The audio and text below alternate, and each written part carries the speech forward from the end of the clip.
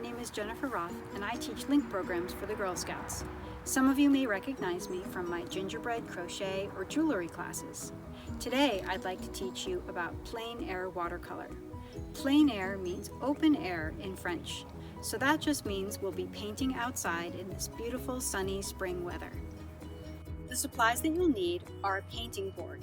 Now, that could be a clipboard or a flat piece of cardboard. Some watercolor paper. If you don't have watercolor paper, any thick paper will work. A drawing paper or cardstock. You need a simple watercolor set with a palette for mixing. Most of them come with a paintbrush, but if it doesn't, then a small round brush is easiest for beginners. You'll also need a cup of water and some paper towels. Now it's time to paint. Let's go outside. Find a comfortable place to sit with a view that you'd like to paint. It could be a view of trees, of your house, of your neighbor's house. Just make sure that wherever you're sitting, that you have a nice view of what you want to paint. So let's get started painting. I like to start all my paintings with the sky, and I'm going to use a technique called wet on wet. So what that means is I take plain water and I wet my paper. This technique gives you smooth color with no brush marks. Now we have to work relatively quickly because we're outside and there's sun shining, and that makes your paint dry. Wet your brush and get some paint.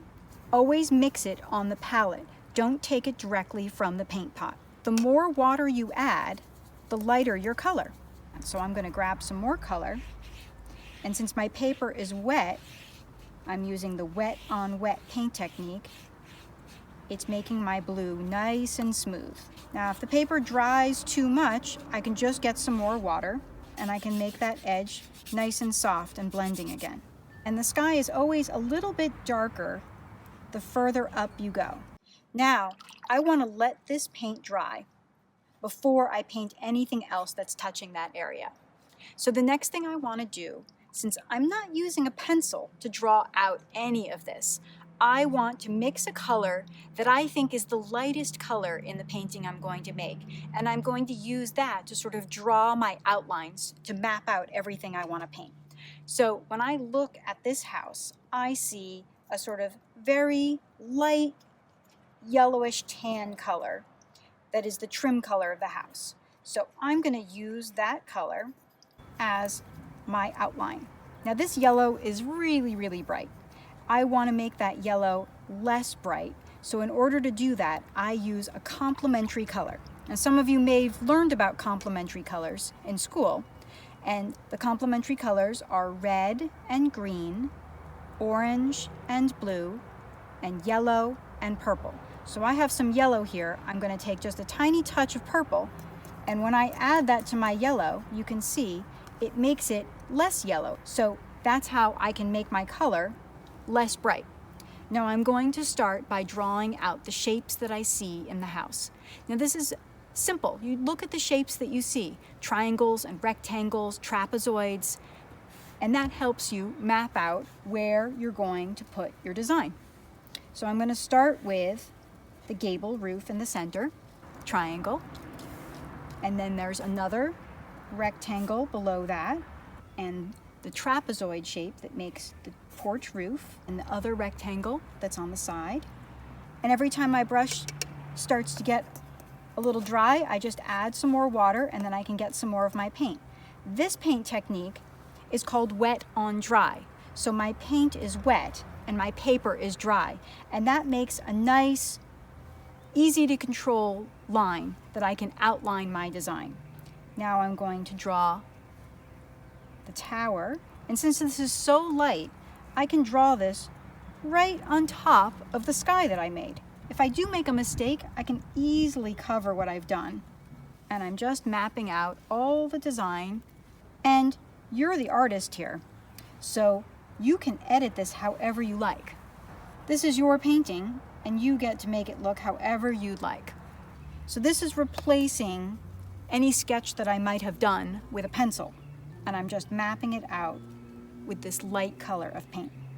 Now, if you have any white in your painting, I want you to leave that part white using the white of the paper. You'll notice I don't have any white paint. I also don't have any black because I don't believe that there's any black to be seen in nature. That if you want a dark color, you can mix equal parts of those complementary colors I was talking about before, and you will get a nice dark color.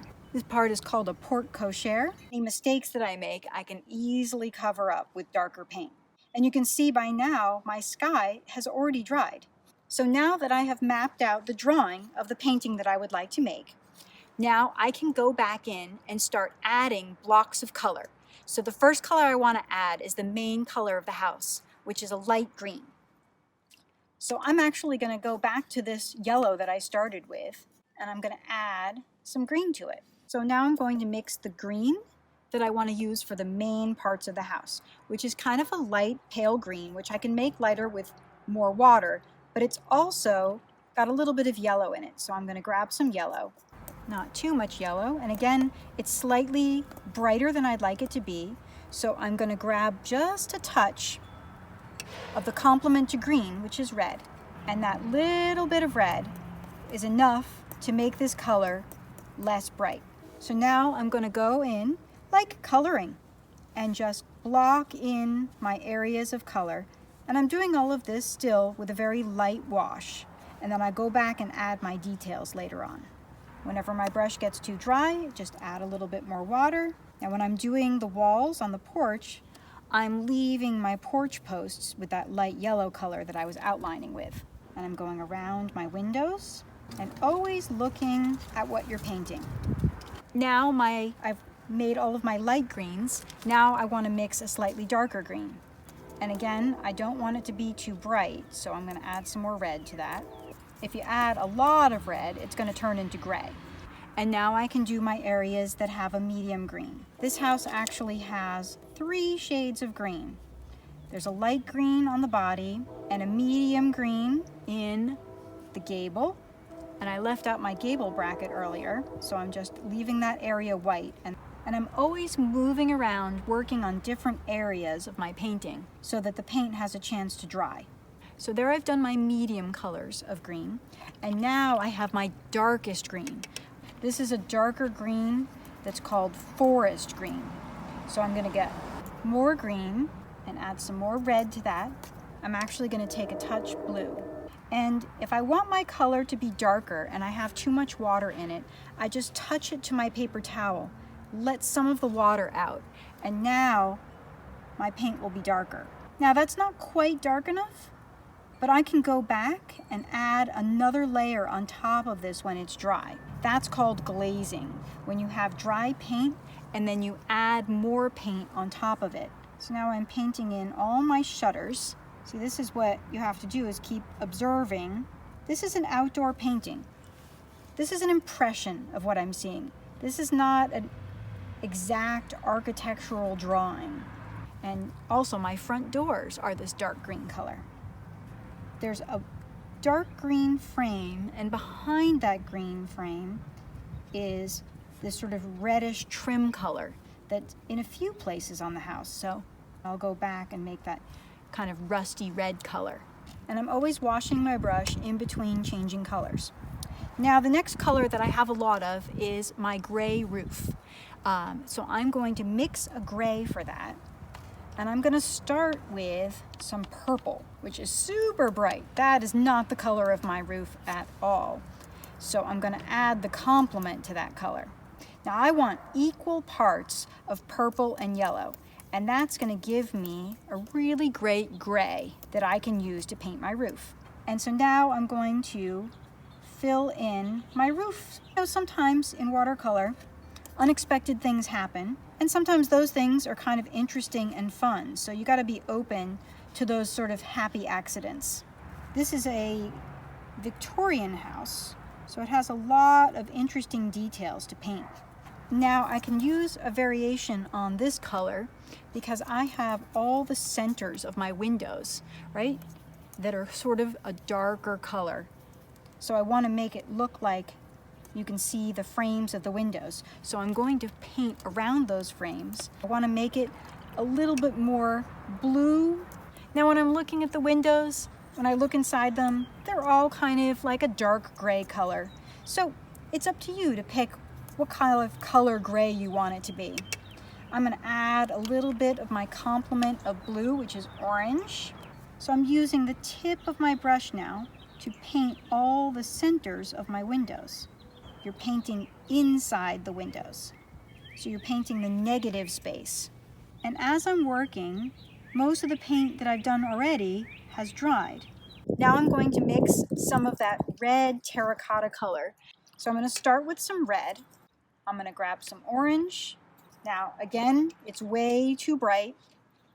So I'm going to add my complementary color again, which is blue or green since it's red and orange. So I'll grab a little blue. So I'm going to grab some more orange. I've come pretty close to that color that I wanted to use. Mixing colors is all about experimenting and observing. And in the end, it's your painting, so you can make the color whatever you want. It's a little too much water, so I'm taking out some of that water by touching it down to my paper towel. And now I can go back, right? And I had that red door. Once that dries, I can go back and add the windows in there. There's a little frame around this little window too. So those little touches really add some detail. Now the other place I see this color is underneath all the roofs. So I'm going to just give a little frame touch under those roofs. Now I just splashed a little bit there. So this is a good opportunity for me to show you. I splashed a little dot there. So I'm just going to take a little bit of water and wet that, blot it out. And that is called lifting. So if you've made a mistake, all you need to do is wet it and blot it with a paper towel, and you can lift that area up and correct something that you might have made a mistake. So I still have a few more places I'd like to add this red, and there's a little touch on some of my porch posts as well. Now, these are just little touches of color. This is more about an impression than the exact drawing.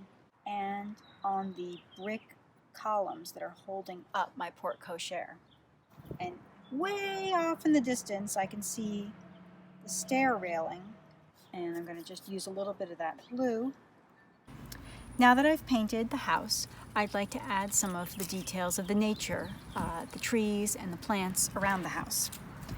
So I'm going to start by making some tree trunk color. Most people would think you should just use some brown, but I would prefer to actually mix my own brown. So I'm going to start with some orange and use the complement of orange, which is blue, to make sort of a neutral gray brown that I'm going to use for my tree trunks. I've mixed my color and then I touch it gently to my paper towel to let out some of the water. And this is called more of a dry brush technique so that I'm able to make thin, detailed lines. And since my sky dried a long time ago, I don't have to worry about that blue moving. Now, even though it's spring, we don't have any leaves on the tree yet, so I'm just doing branches. Now down here, I just have the bottom of the tree trunk. I'm just sort of adding the suggestion because this is really far away. So I'm adding some of those tree trunks. And now I want to add, there's a big blooming flowering tree with some pink. And now I have a clean area that I can mix some pink. So I'm going to start with some red and add some water to that. Now I want this brush to be as dry as possible, so I am letting out as much water as I can, so I just have a little bit of color. And then I just want to add some texture, the impression of this flowering tree over here. So I want my brush to be as dry as I can, so that I'm getting the texture of that tree. I want to leave some white so that you see the white that's in between the pink. Now I can add some gray tree branches, and I want to get this paint to as nice a tip as I can to make that look like it's part of a flowering tree. And then I'll go back over here and add some more texture to my tree trunks that were in the distance. And now we're just about done. Painting outdoors is a great way to spend some time in nature, getting to know the architecture and plants all around you in your neighborhood. Have fun painting.